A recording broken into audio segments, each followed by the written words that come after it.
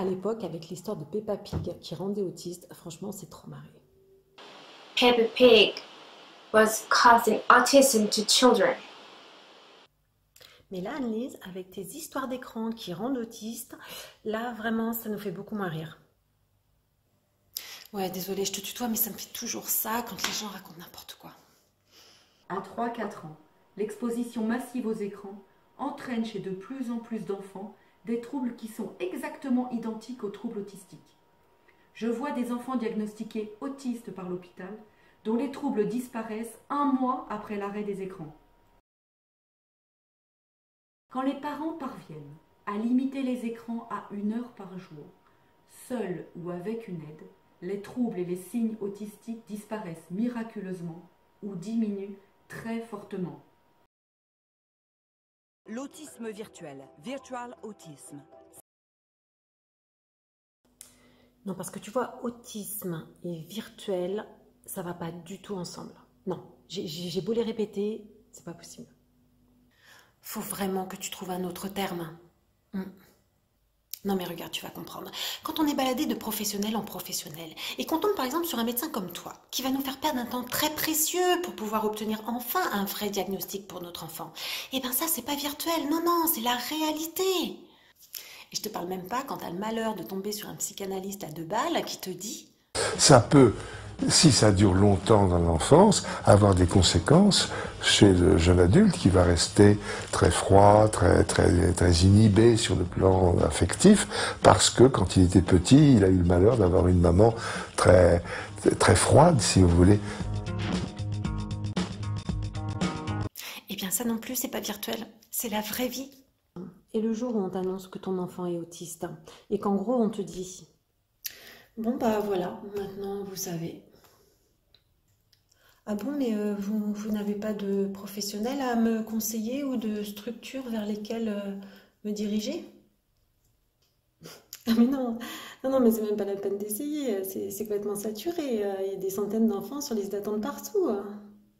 Le mieux, c'est que vous contactiez l'hôpital de jour, hein. Ouais, ce sera le plus rapide, hein. En fait, c'est comme l'hôpital psychiatrique, mais pour les enfants. Voilà. Ben, je vais vous laisser les coordonnées. Vous allez les appeler. Eh bien, ça non plus, Annelise, c'est pas virtuel. Et quand tu dois démissionner de ton boulot pour finir au RSA, parce qu'il faut que tu passes tes journées dans ta bagnole, à amener ton gamin chez l'orthophoniste, chez le psychomote, chez l'éduc, chez le kiné, chez le médecin, eh bien, ça non plus, c'est pas virtuel. Non mais attends, j'ai encore mieux, Annelise. Quand tu es obligé de monter sur une grue, non mais juste pour que ton enfant puisse aller à l'école. Tu crois que c'est virtuel ça? Non, je te jure que non. Tu devrais essayer, tu verras. Et quand tu subis jour après jour la violence de ton propre enfant, tu penses que ça se passe comment? Tu crois que tout d'un coup j'enfile mon déguisement de Lara Croft?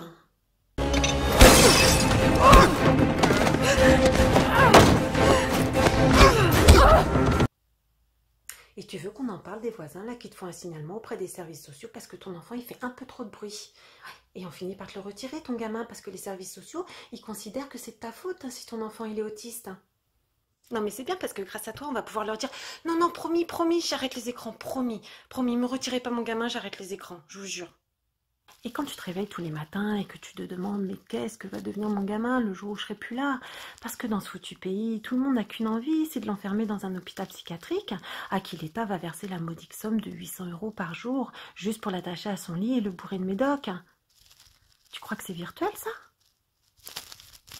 Donc désolée Annelise, mais je crois que toi et ton collectif, vous n'avez pas bien réalisé là où vous mettez les pieds et encore moins le préjudice que vous nous portez. Non, parce que pour info, en matière d'autisme, on avait déjà 40 ans de retard là, hein, et avec tes conneries, tu viens de nous en coller 10 de plus là. Pourquoi? Pourquoi? Tu me demandes pourquoi, mais tu sais ce qui va se passer là? Non mais attends, c'est parce que j'ai entendu l'autre jour, hein. Il paraît que maintenant on vous appelle les mères écrans. Ouais, tu savais pas? Si.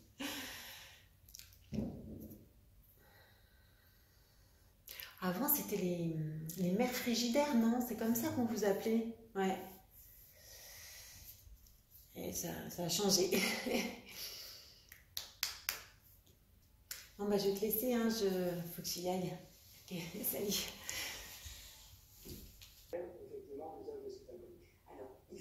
Carole?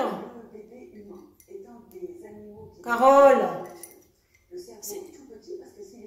C'est pas toi qui as une copine qui a un petit autiste? Eh bien parce que maintenant ils savent d'où ça vient. Dis-lui qu'elle arrête de mettre son petit devant les écrans, putain. Bon, la bonne nouvelle, c'est que bientôt il sera plus autiste, le petit. Bah ça y est, c'est confirmé, il est autiste. Oui, mais ça c'est parce que tu l'as laissé trop devant les écrans, ils l'ont dit l'autre jour. Non mais fais pas cette tête, je dis pas ça pour te culpabiliser, mais bon, fais gaffe quoi. Maintenant que tu le sais, bah tu supprimes tout et puis ça va aller, c'est bon, t'inquiète pas, il va redevenir normal. Hein. Bon, je résume. Tu as découvert que laisser un jeune enfant devant un écran entre 6 et 12 heures par jour, c'est pas bien. Que ça peut empêcher l'enfant de se développer normalement. Et il t'a fallu faire 7 années de médecine pour découvrir ça. Mais aujourd'hui, tu es en panne d'inspiration pour trouver un terme pour désigner ces enfants qui ne se développent pas normalement. Ah mais si c'est que ça, Annelise, on va t'aider. Mais il n'y a pas de souci. Il suffisait de demander. Non, franchement, ça me fait plaisir, hein, vraiment. Ouais, on va trouver. Bon, par contre, je compte sur toi. Hein. Les termes autiste, autisme, trouble du spectre autistique, trouble envahissant du développement, expression dans sa bulle, tu t'oublies, d'accord, hein? On va te trouver autre chose. Bon, t'as bien compris pourquoi, hein? J'ai pas besoin de te faire le résumé, hein? On est autiste ou on n'est pas autiste, hein? Il n'y a pas de vrai ou de faux autistes, hein? Si on est autiste, c'est qu'on est vraiment autiste, hein? Si, je te jure, hein? Donc on va trouver autre chose, hein? Parce que tu vois, quand on subit déjà tout ce qu'on subit au quotidien, on n'a pas envie d'entendre ces conneries, on n'a pas envie d'entendre parler d'écran, on n'a pas envie d'entendre parler de Peppa Pig, de mère frigidaire, de tout ça. On n'a pas envie. Non, et puis tu vois, la maman qui va appeler dans un centre là, pour obtenir un rendez-vous, pour pouvoir faire diagnostiquer son enfant, elle n'a pas envie de s'entendre dire non mais excusez-moi madame, mais là, non, là j'ai vraiment pas de place, hein, je suis désolée. Bon écoutez, commencez déjà par supprimer les écrans et puis rappelez-nous dans 3 mois, ok? Voilà, on fait comme ça, merci. Non. Quand on va aller récupérer notre enfant à l'école, on n'a pas envie de s'entendre dire non mais écoutez madame, votre enfant il est ingérable, hein, faudrait vraiment que vous arrêtiez les écrans. Voilà, donc moi je propose que tout le monde aide Annelise et son collectif.